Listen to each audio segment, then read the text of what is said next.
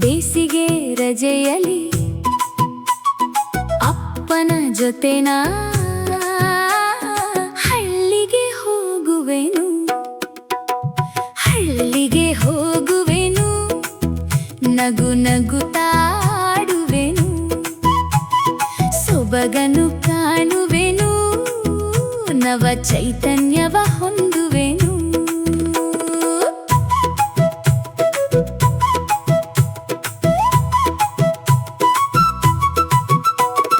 ಬೆವರನು ಸುರಿಸುವ